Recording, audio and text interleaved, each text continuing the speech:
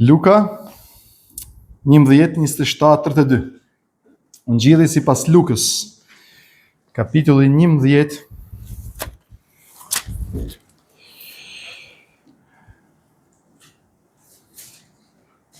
vargu 27. Por ndodhi që ndërsa i thoshte këto, një grua nga turma e ngriti zërin e tha: "Lum barku që të barti dhe gjunjet që të mëndën." Por ai u tha: "Lum më tepër ata që e dëgjojnë fjalën e Perëndisë dhe e ruajnë." Duke qenë se turma po shtyheshin për rreth tij, ai filloi thot: "Ky brez është një brez i lik. Ai kërkon një shenjë, dhe shenjë nuk do t'i jepet përveç shenjës të profetit Jona, sepse ashtu si Jona që një shenjë për Ninivasit, kështu edhe biri i njeriu do të jetë një shenjë për këtë brez. Mbretëresha e jugut do të ngrihet ditën e gjyqit me njerëzit e këtij brezi dhe do t'i dënoj, sepse ajo erdhi nga ska i dheut për dëgjuar urtësinë e Solomonit, dhe ja, këtu është dikush më i madh se Solomoni. Ninivazit ditën e gjyqit do të ringjallën me këtë brez dhe do ta dënojnë, sepse ata u penduan për predikimin e Jonas, dhe ja, këtu është dikush më i madh se Jona. Kjo është fjala e Zotit për ne sot. Le ta mirëpresim atë si të tillë. Kam një pyetje për ne. Çfarë duhet bëj Perëndia që ne besojmë të? Çfarë duhet bëj Jezusi që ne të mund të besojmë në të? Nëse nuk i beson, nëse i beson, apo dion çfarë duhet bëj? Nëse i keni Bibla aty me vete, shikoni që përpara kemi qenë duke predikuar historinë e Martës dhe të Marisë në vargje 38, pastaj lutjen shëmbullore, dhe herën tjetër pam një mrekulli, në fakt nga vargu 14 e blasfemia farisenëve, aty ku pam shërimin e një Mehmeci deri në vargje 36, është e njëjta situatë që po ndodh, por thjesht e kemi, për shumë janë shumë vargje e kemi cuptuar, por është e njëjta histori. Pra kemi parë në vargjet paraardhëse rëndësinë e dëgjuarit fjalës Zotit. Pastaj rëndësinë e lutjes. Herën që kaloi pam një mrekulli, që Jezusi dëboi një demon dhe shëroi një person që ishte me mec, që nuk mund të lutej Zotit, pra ishte me mec dhe nuk mund t'i drejtojë, nuk mund t'i lutej Zotit. Nga kjo mrekulli, pra nga vargu 14 që pam, atë vini re atë vargu 14, nga kjo mrekulli nisi një mosmarrveshje, një kontradikt, ku drejtuesit fetar edhe e pan mrekullin dhe nuk mund ta mohonin, se e pan, ishin aty dhe ishin prezent dhe nuk mund ta mohonin mrekullin e Jezusit, por ata, me që nuk e mohonin dot mrekullin, lozen me autorsinë, apo duke atribuar jo Perëndis, jo vetë Jezusit që e bëri këtë mrekulli me fuqinë apo me gishtin e Perëndis apo me shpirtin e Shenjtë, por duke ia drejtuar apo duke ia atribuar autorsinë vetë Djallit.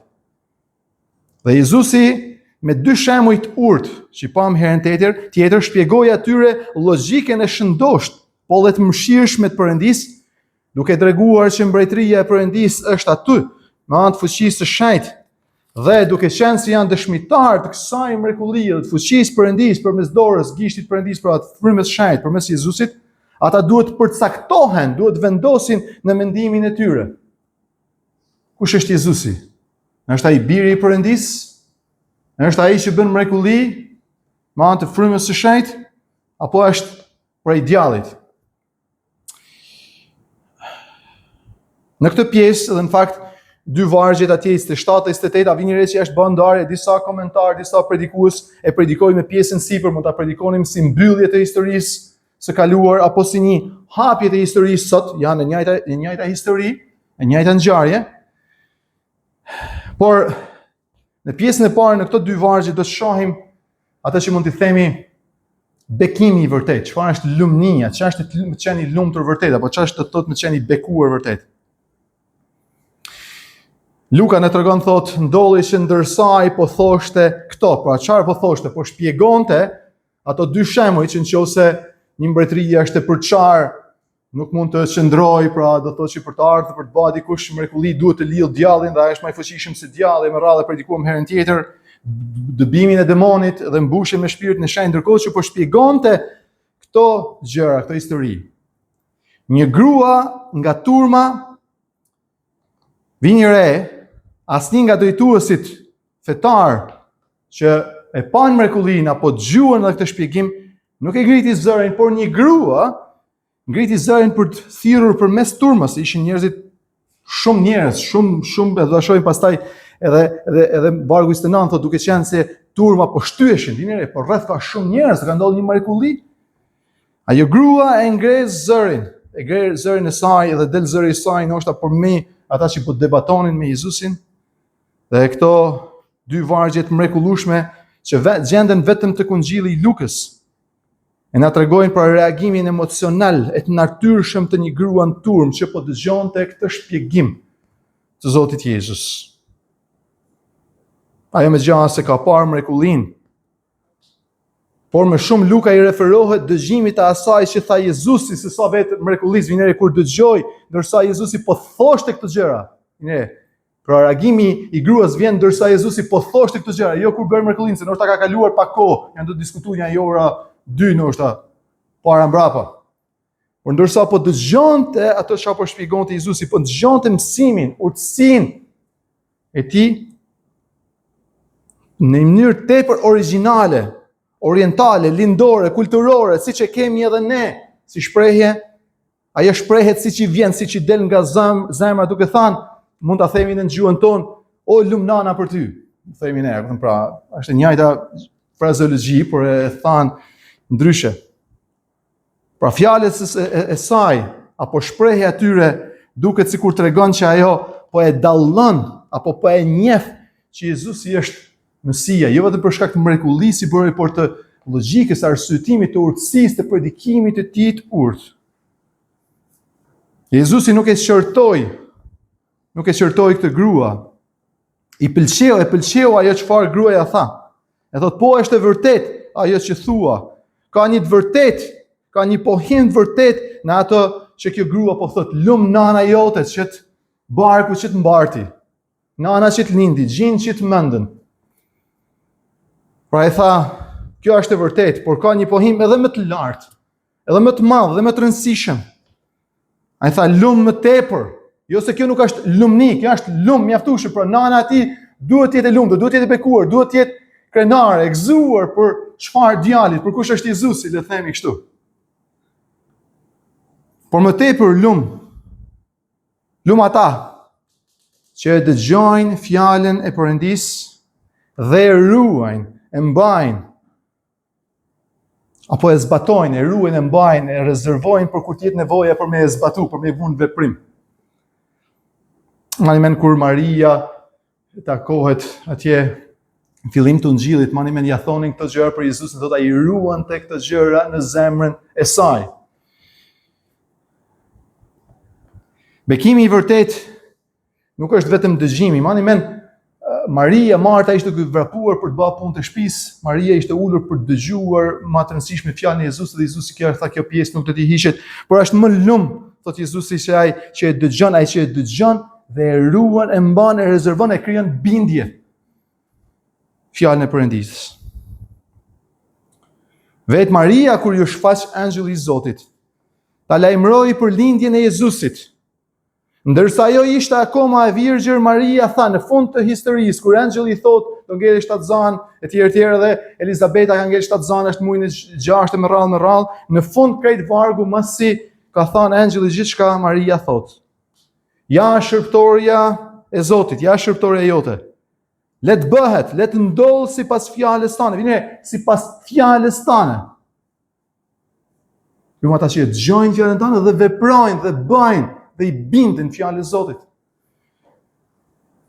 Le të ndodhë sipas fjalës tane dhe pas kësaj, pas kësaj deklarate, pra angjulli thot Marit, ti do të ngelesh shtatzan. Maria është thonë, larg qoftë, nuk kishte thënë. Pastaj ndoshta kishte nejt angjulli me bind prap. Prit, o Maria, vajte më herë këtu ta shpjegoj edhe herë. Po kështu. Po Maria më një herë besoi fjalës së angjullit, fjalës Zotit. Tha u baf sipas fjalës Zotit dhe pas kësaj deklarate, pas kësaj fjale besimit ndaj fjalës Zotit, thot angjëlli u largua prej saj. U largu sepse ajo besoi e ruajtja të vërtetë, tha kështu u baft. Si shtuat ti, si thot fjala jote. Ndaj Jezusi i thot kësaj gruaje, më tepër lum ata që e dëgjojnë, e besojnë, e mbajnë, e ruajnë fjalën e Zotit. Maria është e bekuar sepse ju bind Zotit dhe është nana e Jezusit, por Jezusi po thot, nuk është një marrëdhënie fizike ajo që na bën të lume.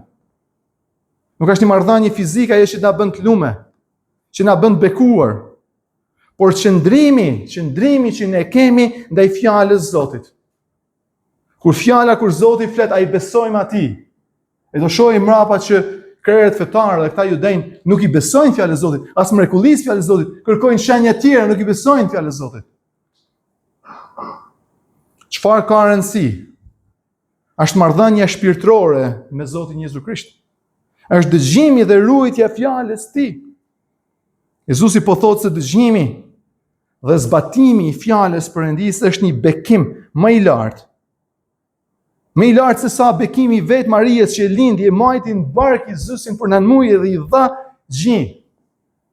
Më i bekuar se nana e tij është ai që e dëgjon fjalën e tij, e ruan. E ky është çelësi, dëgjimi i fjalës Jezu Krishtit dhe besimi i fjalës së Tij, si të vërtetë. Është çelësi i gjitha bekimeve në këtë jetë për të kësaj, vëllezër motra. Në këtë jetë e për të kësaj. Dhe kjo është lumënia e vërtetë, kjo është bekimi i vërtetë. Pastaj në vargjet më mrapa do shohim shenjën e vërtetë. Shenjën e vërtetë. Kjo situatë, pra kjo histori ndodh në një rrëmuj ku turmat pra ka bërë një mrekulli, njerëzit po shtyhen, kanë pa mrekulli, një Mehmet që s'ka folur për gjithë jetën, që ishte i lidhur gjuha e tij me anë të një demonit. Dhe kjo grua bën këtë rrëfim. Dhe në këtë situatë ku turmat po shtyhen përreth, ai filloi përsëri të flas dhe thot, vini çfarë thot. Ky brez është i lig. Pse është i lig ky brez? Ky brez është i lig, pse? Sepse, e thot vetë Jezusi, sepse kërkon një shenjë. Kërkon një shenjë nga qielli. Jezusi sapo ka të buar një demon. Jezusi sapo ka të buar një demon. Sapo ka bërë një mrekulli ku një Mehmet që s'kishte folur për kurrë në jetën e tij, i drejtohet, ka mundësi të drejtohet Perëndisë të flas. Vini re vargun 16 që e pam edhe herën tjetër. Ndërkohë që te 15-ta ndërsoa ai dëboi demonin, disa pra te 14-ta disa u mrekulluan, turmat u mrekulluan, Mehmeti folme dhe disa prej turmës u mrekulluan. Disa thanë është nga Belzebuli dhe vini re 16-ta të tjerët, por të tjerë Gjoj vargun, për ta tunduar, për ta provuar, kërkonin prej tij një shenjë nga qielli. Sapo ka bën një shenjë në tokë, mes njerëzve. Për ta tunduar, për ta provuar, kërkojnë një shenjë nga qielli. Tani ka pas raste në dhjetën e vjetër, kur njerëz të Perëndis, për shembull te rasti i gjyqtarëve të Gideonit që i thot atë shenjën e Gzofit, edhe ka pas që Zoti njerëzit i kanë kërkuar një shenjë Perëndis dhe Perëndia ajo ka dhënë një shenjë për të vërtetuar atyre që ai po i flet, po i drejton, që është po i cakton ata për një qëllim të caktuar. Por pse në këtë rast nuk jep dhe Jezusi mërzitet në fakt? Do të nuk do të jepet asnjë shenjë. Dhe ky është një brezilik që kërkon një shenjë tjetër. Pse thot ky brezilik? Nuk do të jepet asnjë shenjë tjetër përveç shenjës profetit Jona. Pse ky brez është veçanërisht i lig? Gjoni këtë. Njerëz si sprol në komentarin e tij bën një koment shumë interesant. Ai thotë, ky brez është veçanërisht i lig sepse ky brez veçanërisht është i bekuar. Ky brez veçanërisht është i bekuar pikërisht sepse është një brez i bekuar, është veçanërisht i lig. Sepse veç ky brez përjashtuar gjithë brezat e tjerë që kanë ecur tokës, e kishin mundësinë e privilegjin dhe bekimin ta shihnin e ta dëgjonin e ta preknin birin e mëshiruar Perëndis vetë, personalisht, për zgjallit. Ata kishin një ndriçim të veçantë. Dhe kanë gjithashtu një përgjegjësi Dhe për t'ju përgjigjur kësaj, pozitivisht apo negativisht, ka një përgjegjësi të veçantë, dhe duke ju përgjigjur negativisht kësaj zbulese të mrekullueshme, duke pasur mundësinë për ta takuar personalisht, për ta pa me sytë e tyre, për ta dëgjuar predikimin dhe urtësinë e tij me vesh të dyre, për t'i pa mrekullitë e tij, për ta mohuar e për të thënë ky nuk është nga Perëndia, por është nga djalli, ky privilegj i mrekullueshëm, ky bekim i veçantë që ju jepet ti brez, përgjigjja atyre mohuese negative i kthen ata apo i bën atë për qenë brezi më i ligë që kanë ecur tokës. Të refuzosh mësimin në mes kësaj shfaqje të veçantë të tij në botë. Të dëgjosh prej tij, të shikosh si thash mrekullitë e tij. Vazhdimisht, duke i bën tokë në sytë e tu përpara teje dhe të kërkosh një shenjë tjetër nga qielli, kjo nuk është mirësi. Kjo është ligësi. Kjo është poshtërsi, ndryshe me e thanë. Vetë mësimi i tij, vetë urtësia e tij, vetë mrekullitë e tij janë shenja që tregojnë hyjninë e tij. Dhe ata thanë është nga djalli. Ata kërkojnë shenjë nga ana tjetër edhe pse kanë mjaftueshëm shenja. Por motivimi i tyre vini re 16 për ta tunduar, për ta vënë provë kërkimi i tyre, ndryshe me thanë kërkimi i tyre nuk është i sinqertë.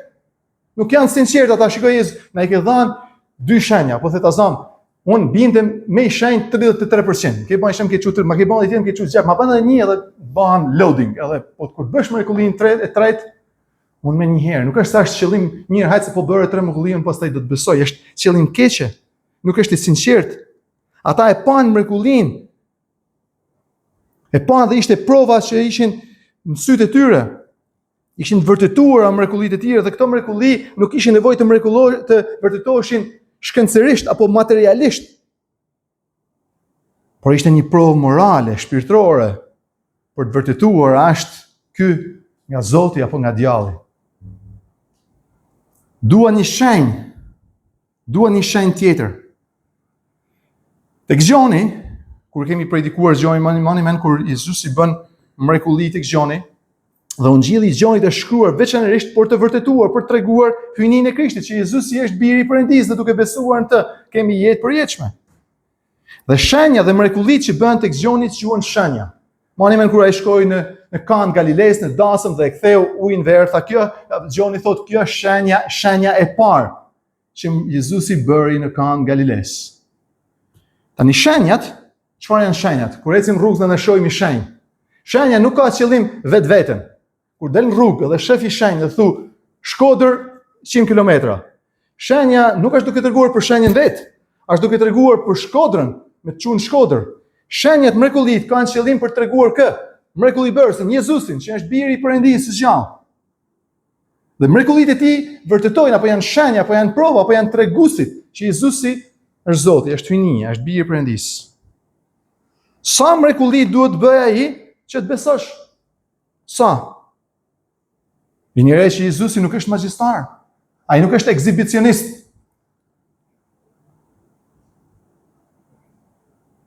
Sa duhen? 2, 3, 4, 5?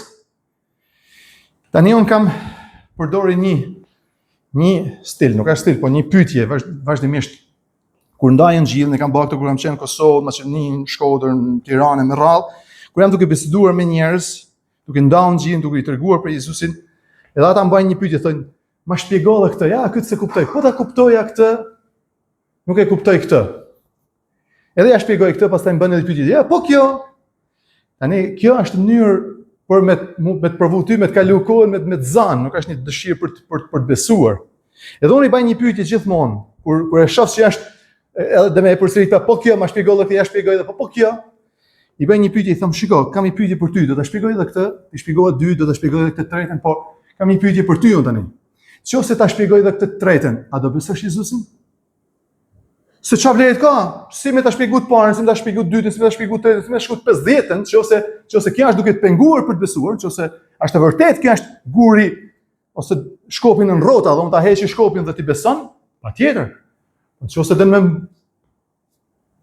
më utall me mua, ma thuj edhe marrojmë kafën, po ta shpjegova këtë, a do të besosh? Dhe pastaj ja, po desh ta thjesht me ditë. Patjetër ta tregoj me ditë se s'ka problem, po Ai sa po bëri një shenjë. Sa po bëri një shenjë, një memec. Dhe ata thonë na bën një shenjë në qiell. Po sikur ta bën ta e bën një në tokë. Po nëse del tjetri thotë na bën një në qiell, e bën një në qiell ai. Ku diun, i merr dorë, e shkruaj po ta zon. Thotë njëri na bën një në det. Na bën një në det, po ashtë në det, po e bën një në det, çu tjetër, edhe një shkretir. Bën dalin në ujë në shkretir. Po nuk është magjistar, nuk është më pse ka njerëz kanë menje. Një mal. A moni mend sa shenja dhe sa mrekulli, gjoni këtë, sa shenja dhe mrekulli bëri Perëndia përmes Mojsiut në Ezhipt për faraonin. Bret koca nga ujë, bani mrekulli në ujë, bret koca nga ujë, karkaleca nga shkretira. Kështu që është ai breshën, se s'po vjen fjala, breshën nga qielli, shenjë nga qielli, breshë nga qielli, nga kanali, nga shkretira, nga gjitha drejtimet. Çfarë ndodhi me faraonin? Mas çdo mrekullie, mas çdo shenje, thot ai e forconte qafën e tij edhe më shumë. Bëhej edhe më i ngurtë, nuk besonte. Faraoni nuk besoi me 10 mrekulli nga qielli, nga toka, nga hana, nga kështu. Sa na duhen ne? A kuptoni se nuk është sasia e mrekullive, as cilësia, as vendollja e mrekullive. Dhe ai thot, ju të bë me provoku. Është mjaftueshëm, mjafton predikimin, mjaftojnë mrekullitë që keni pa. Dhe asnjë shenjë, sepse është kjo është ligësi, asnjë shenjë nuk do të jepet. Ai thot asnjë shenjë tjetër s'po jepet për të vërtetuar hyjnin e tij veç asaj tionas, që i referohet në fakt ringjalljes tij në të ardhmen. Tani Marku dhe Mateu, nxitari Mark dhe Mateu thonë, e shtojnë këtë fjalë, Luka me qëllim, mendoj që ka një qëllim, dhe do mundohem ta shpjegoj mbrapa, në teorinë time, ka një qëllim, nuk e shton këtë. Marku dhe Mateu thotë, ashtu siç Jona qëndroi 3 ditë në barkun e peshkut, e shton, e shpjegon, se kështu është historia e Jonës. Kështu do të qëndrojë dhe biri i njeriu për ideja siç do të qëndrojë Jezusi 3 ditë në varr dhe pastaj do ringjallet, okay? Është okay. Siç qëndroi pra Jona 3 ditë në barkun e peshkut dhe Jezusi do të qëndrojë në varr. E pastaj siç Zoti e nxorri Jonën pra nga peshku e volli e nxorri në breg, ashtu do ta nxjerrë Jezusin nga varri ditën e tretë. Shenja më e lartë dhe vendimtare dhe më e rëndësishme që Zoti Jezu Krisht do të jepte këtij brezit dhe çdo brezit mbrapa është ringjallja e tij. Tani me që kjo është mrekullia më e madhe që ai ka bë, a keni besuar? Ka besuar gjithë botën të? Se s'ka më të madhe se marr dikush nga të vdekurit. Marr nga bota tjetër për te. A kanë besuar gjithë në të? Kështu që nuk është çështje e sasisë, e madhësisë e mrekullive. Shenja mbi të gjitha pra për ungjilltarët është vetë pra personi i tij. Pasi thot vini re që thotë është e njëjta shenjë si Jona. Jona ishte shenjë për Ninivasit, Jezusi vetë personi, vetë jeta, vetë vdekja, vetë ringjallja e tij. Dhe ringjallja e tij është shenja tipike, e veçantë, më e rëndësishme. Që Jezu Krishti do t'i jepte dhe kjo do të ndodhë, vini re se ashtu në të ardhmen, kjo shenjë që do të ndodhë pra. Kjo është e rëndësishme veçanërisht dhe vini re çfarë thot apostulli Paul kur ishte në Athinë te Veprat 17, 30 e 31. Perëndia pra duke mos vënë re kohrat e padijes tani i urdhëroi gjithë njerëzit kudo që të pendohen. Zoti ju thotë gjithë pendonju dhe besoni në Jezu Krishtin. Thot në njëri, po unë kisha besu, isha pendu, po s'kam provat mjaftueshme, s'kam pa ndonjë mrekulli. Vini re çfarë thot vargu. Sepse ai ka caktuar një ditë në cilën do ta gjykojë me drejtësi botën. Do ta gjykojë, do vi dita do të gjykojë me drejtësi botën. Ja çfarë thot? Me anë të një burri. Me anë të një burri, ai që do të gjykojë botën është i burr. Cili është ky burr? Me anë të një burrit, të cilin ai ka caktuar. Dhe për këtë vini re, ka caktuar këtë burrin, pse ka caktuar këtë burrin? Dhe kush është ky burri? Dhe për këtë që do jetë ky burri ju ka dhënë gjithëve një shenjë, një provë, thot pa, ju ka dhënë gjithëve një provë të sigurt që ky është gjykatësi, pse? Duke ringjallur prej të vdekurve. Do jetë Jezusi gjykatësi i fundit, do gjykojë të gjithë. Do jetë ky burr që ka caktuar Perëndia dhe e ka vërtetuar që ky është gjykatësi dhe i takon atij drejtësia e gjykimit, sepse me anë të ringjalljes, me anë të shenjës apo veprës apo mrekullisë fundore, më të madhe, man të ringjalljes ti prej së vdekurish. S'ban man, kështu ekzibicion është Perëndia, e ka bën më të rëndësishme, më të madhe. Man të një burri, man të një personi. Dhe me që ra fjala, me që dua mrekulli më shumë.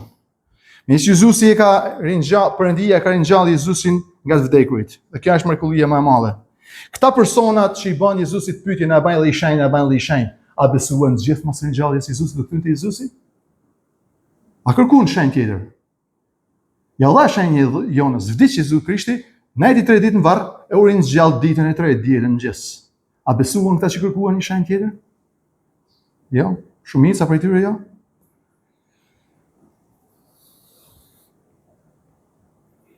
Dhe për këtë gjyq të vërtet, për këtë gjykim vërtet, kemi edhe dëshmitar të vërtet. Jezusi na sjell në këtë shembulltyr në vargun 31, 30 dhe 31, 32, edhe dëshmitar të vërtet. Dëshmitar të vërtet. Sepse ashtu si Jona, që një shenjë për Ninivasit, kështu biri i njeriu do të jetë, pra i referohet në të ardhmen e ringjalljes, një shenjë për këtë brez. Ringjallja shenja përfundimtare. Pra, në fund, vërtetimi i personit të tij do të jetë vdekja dhe ringjallja e tij, dhe kjo është baza e gjykimit tyre, jo vetëm për veprat e tyre të liga, por edhe për refuzimin e besimit në të që erdhi, pra Jezusin që erdhi të vdes, të jetojë të vdes, të ringjallet për ta. Siç është kusht, ngjoje këtë, sa është e rëndësishme. Siç është kusht në botë, nuk drejtësohet me anë të veprave të tij. Sa do të mira qofshin ato. Askush nuk drejtësohet, nuk shpëtohet me anë të drejtë veprave të tij të mira, sa do të mira qofshin ato. Nga ana tjetër, askush në kuptimin përfundimtar nuk do të dënohet për shkak të veprave të tij të këqija. Patjetër edhe për shkak të veprave të tij të këqija. Por mas shumti sepse kanë refuzuar në Jezu Krishtin, birin e Perëndisë, cilin e solli pikërisht për të falur veprat e tyre të këqija dhe të liga, për shkak të mos besimit apo të refuzimit besimit në Krishtin shpëtimtar. A nuk thot kështu Gjoni 3:18? Ai që beson në të, ai që beson në të nuk do të gjykohet. Por ai që nuk beson, tashmë është gjykuar, sepse ka një ligë i poshtë në maskara, edhe këto ka qenë, sigurt, por për shkak se nuk ka besuar në emrin e birit vetëmbindur të Perëndisë. Mbi të gjitha për shkak se nuk ka besuar, nuk ka pranuar, ka refuzuar faljen dhe mëshirën e Perëndisë për mëkatet e tij. Ata janë një brez i lig, sepse patën prova më shumë se asnjë brez tjetër. Dhe gjykimi do të merret parasysh për ata në ditën e fundit, prandaj brez i lig dhe gjykimi do të kenë më të ashpër, për shkak se edhe mundësia që kishin për të besuar dhe prova dhe mënyrat për të besuar ishin më të mëdha që kishin ata në dispozicion. Dhe ato i refuzuan dhe i hedhen poshtë. Në gjyqin përfundimtar, Perëndia do të sjellë dëshmitar të vërtet. Dëshmitar të vërtet që do ngrihen për të dëshmuar kundër këtij brezit, për shkak se ata kanë besuar, ndryshe nga ky brez, me më pak prova se këta, me shumë më pak prova se këta. Prandaj i sjell. Pra dikush thotë, shiko, unë kisha besuar në Jezusin, po së mbla mrekulli, së mbla shenja, së mbla prova të mjaftueshme. Edhe vjen njëri, pra unë dosha 10, edhe vjen njëri që ka besuar me 2, thotë, po kam besuar me 2, jam parajs me 2, si s'pas këtij shenjë ti me 7. Jam unë me 1, jam unë me 3, ti je me 8, si ka mundësi, pra nuk e kanë fajin provat e kanë fajin ti, do të vjen ata dëshmitarë që kanë pas shumë më pak mundësi dhe prova për të dëshmuar kundër këtyre që kanë pas shumë më shumë. Kuptoni logjikën që po thotë?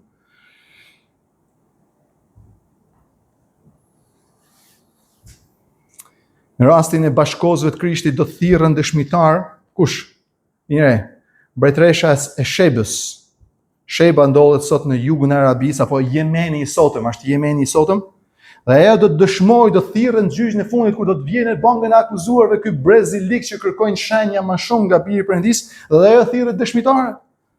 Sepse ajo ishte pagane. Ishte një grua pagane, e erdhi nga larg duke rrezikuar dhe jetën e saj për të dëgjuar urtësinë e Salomonit. Raporti i provave ishte më i madh për këtë brez se sa për mbretëreshën e Shebas. Ajo se kishte pas një herë Salomonin, se kishte dëgjuar asnjëherë me vesh të saj, nuk e kishte prek një herë, kishte shumë larg, vetëm kishin ardhur fjalë, ka luti kush ka blej gjë në Jeruzalem, ka taku, ka shku, ka blej Gamor edhe ka shku një men i thon, "Ba, çfarë mbretit kishin, çfarë urtësie." Primen, ç'a thonte, kështu, do shkoj të atakoj. Çfarë besimit? Pa provë, pa mrekulli, pa njoft, pa ditë. U ngrit dhe shkoi për të dëgjuar Salomonin. S'pa shenje, s'pa mrekulli. Por dëshira e saj për të dëgjuar urtësinë që kishte dëgjuar prej tjerëve për Salomonin, u ngrit personalisht për shkuar për ta atakuar, për ta kërkuar. Po thot Jezusi, kjo do të vinë dëshmitarë, do të rinjallë, do të jetë në qiell kjo se ka besuar, do të thënë do të bëhet dëshmitare kundër jush. Për shkak se ai erdhi për urtësinë e Salomonit, por këtu është dikush më i urtë, më i mençëm se Salomoni. A nuk tha vetë apostulli Paul që Krishti është urtësia e Perëndisë. Urtësia e Perëndisë. Është e trishtueshme, po kur lexojmë regjistrimin e Markut për këtë histori, për fiks për këtë histori të Belzebulit, pra dëmonit, blasfemia farisejve kur ai dëbon dëmonin, thot Marku 3:20, pastaj hyn në një shtëpi dhe u mblodhën përsëri një turmë e madhe sa që as nuk mundën të hanin, pra ishte turmë e madhe sepse bëri këtë mrekullinë e Mehmetit. Dhe kur të afërmit e tij, ngjënia është sa interesante, kur të afërmit e tij e morën vesh, ky që ishte urtësia e Perëndisë, që Jezusi thotë është më i madh dikush më i urtë se Salomoni, se s'kishte burr më të mençëm në tokë. Familja e tij, vetë vëllezërit e nana e tij, që ishin jo besimtarë në atë kohë, thotë kur morën vesh shkuan ta marrin sepse thanë nuk është në vete, nuk është mirë. Urtësia e Perëndisë. Urtësia e Perëndisë. Tek Gjoni 7, 50 dhe 53 ata dashën ta vranin, nxjerrën në gjyq në Sinedrin, edhe Nikodemi thotë po si mund ta, as nuk e dëgjuan, desh merrën zhduknje, vritni, tha Nikodemi po si mund ta vrasin dikën pa e dëgjuar, as kishin qejf me e dëgjuar me vesh. Urtësinë e Perëndisë.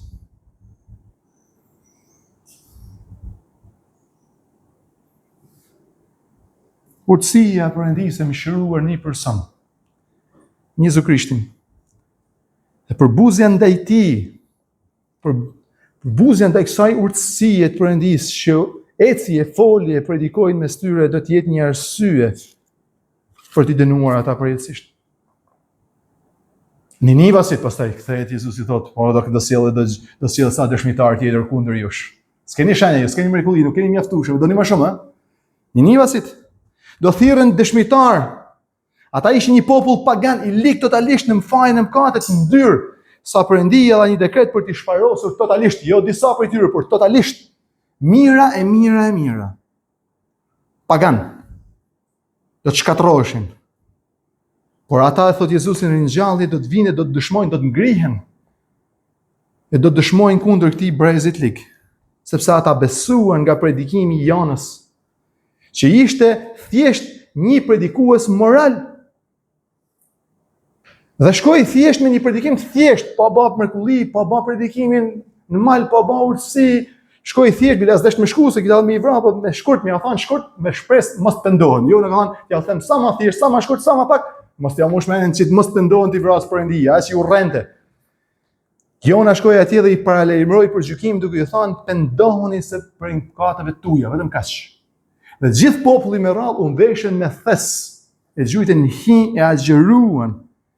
Ata vetëm dëgjuan këtë predikim, pendohuni, largoni nga mëkatet tuaja. Pa mrekulli, pa shpjegime të tepërta. Besuan në predikimin e tij, edhe pse ishin jo hebrejnë, edhe pse nuk e kishin ligjin e Perëndisë, thjesht për një predikimit moral thjesht dhe të sekt. Jonas u kthyen, u penduan të gjithë. Ma pak bindje, ma pak predikim, ma pak fakte. Dhe këta thotë Jezusi do të vinë gjyq e do dëshmojnë kundër jush për çka keni dëgjuar pa ju.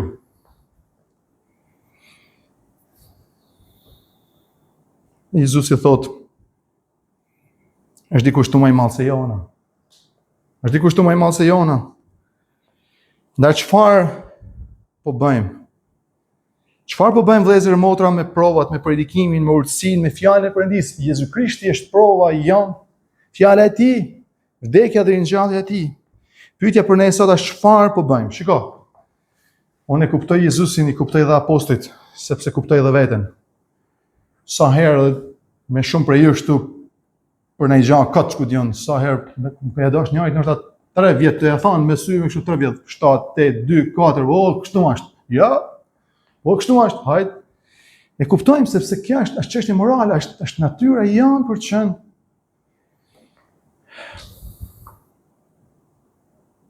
Sa prova më shumë na duhen? Sa mrekulli më shumë na duhen? Sa predikime më shumë? Sa urtësi më shumë? Por ai ka dhënë më të madhen. Vdekjen dhe ringjalljen e tij. Ndaj pali, jo se nuk janë të rëndësishme mrekullitë, ne e shohim Jezusi do bëj prapë mrekulli këtu. Më bravo, jo me këta për të mund shmendin këtyne, por për popullin, për nevojat e tyre, apostujt mbrapa shërojnë çalin e kena studiu veprat dhe vet Luka ne tregon se është autori i veprave gjithashtu mrekulli nga apostujt. Por kjo është arsyeja pse vëllezër motra ne mbështetim për predikimin për njerëz që i ftojmë kish, nuk i ftojmë këtu hajde kisha të bëjmë një mrekulli që ti besosh. Hajde këtu dhe do të shërojmë njërin, të shërojmë njërin dorën, të shërojmë njërin kamin se ndash shëroja kamin, jo se s'e bëjmë, po ndash shëroja kamin, ndash shëroja dorën, ndash bën çat dush. Nuk do të vinë besim për këtyre. Dhe Perëndia ka vendosur vetëm një mjet hiri që është predikimi i ungjillit dhe i fjalës së tij që njerëzit besojnë. Sepse Ninivasit vetëm me pak besuan, sepse ajo mbretëresha shefës me pak, kur flet Jezu Krishti, kjo grua vetëm e ngjoj duke arsyetuar. Marias vetëm i shfaq angjëlli edhe i tha kështu, u basi dëmti. Kjo grua sapo ngjoi arsyetimin, predikimin dhe mësimin e Jezusit tha, lum barku që të mbajti, lum gjinjë si të mendet. S'ka nevojë për më shumë mrekulli, sepse kena mrekullinë e fjalës së tij, vdekjes dhe ringjalljes së tij. Dhe i thotë edhe Pauli te 1 Korintasit. Duke qenë se nëpërmjet urtësisë Perëndis, bota nuk e njeh për anë të urtësisë Perëndis. Çfarë është gjëja më e urtë e Perëndis që ka bashkë vdekja dhe ringjallja e Jezu Krishtit? Por kjo është marrëzi për tjerët. Sepse duke qenë se nëpërmjet urtësisë Perëndis, bota nuk e njohu Perëndin me urtësinë e vet, Perëndia i pëlqeu të shpëtoj, Perëndis i pëlqeu të shpëtoj ata që besojnë nëpërmjet marrëzisë predikimit, jo fuqisë mrekullive. Ata që besojnë nëpërmjet marrëzisë, pra i duket si marrëzisë predikimit. Sepse judejt kërkojnë një shenjë, judejt kërkojnë shenjë dhe grekët kërkojnë urtësi. Por ne predikojmë Krishtin e kryqëzuar, skandal për judejt e marrëzi për grekët. Ne predikojmë Krishtin, skandal, pengesë për hebrejt, pra që kërkojnë vetëm shenja, dhe marrëzi për grekët që këtojnë për filozofie, urtësie, logjike, ma shpjego kështu, ma shpjego sa dush me ta shpjegu kështu ashtu, ata që s'do me besu që si prek Zoti, si sjell shpëtim. Sa do që mrekulli e volum, o ka pa populli hebrej mrekulli, s'ka pa kush, o ka pa urtësi populli grek, e s'ka pa kush. Nuk po i mohojmë mrekullit, s'po i mohojmë. Por Perëndia ka vendosur që përmes marrëzisë predikimit e Jezusit Krisht, që u kryqëzua për ne dhe u ringjall për ne. Shumë dashur nga kjo fjali që Perëndia solli birin e tij në botë, që të jetojë një jetë drejtë, që të vdesë për mëkatet e tua, që të ringjallet për drejtësimin tonë. Prej kësaj fjaliet edhe prej qëndrimit ndaj këtij personit, predikimit kësaj të vërtete, jo mrekullive shenja urtësisë, varet përgjegjësia jote. Ai lum ata që janë thirrur prej Perëndis, që të besojnë çfarë? Predikimin e ungjillit. Predikimin e ungjillit. Jo shenja dhe mrekulli, jo urtësi, jo se janë aty. Po predikimi i ungjillit, që Krishti vdiq dhe u ringjall për ne. U ngrit në qiell, e i di do të kthehet për të marrë gjithë ata që e kanë vendosur besimin e tyre në të. Lum ata që janë thirrur në besim, në shpëtim prej tij. Le të lutemi. O Atë, të falenderojmë për fjalën tënde. Falenderojmë për vërtetat e tua. Falenderojmë për Krishtin vet, që erdhi u mëshirua drita e botës, urtësia e botës, fuqia e botës, fjala e Perëndisë, i shenjti i përjetshëm, që jetojnë mes nesh, kreu mrekulli, e u dorëzua vullnetarisht në duart e paganëve të ligjve për të vdekur për mëfatet tona, e u ringjall për drejtsimin tonë. Ky është shenja fundore që ti ke vendosur dhe mjeti i shpëtimit gjithashtu për gjithë ata shpirtat që të besojnë fjalës së Ungjillit, predikimit të Ungjillit. Lum ata që janë thirrur në sofrën tanë, o Zot. Ato do të jenë të lumë tani, e në përjetësi. Ne me shmur Krishtit ne lutemi. Amen.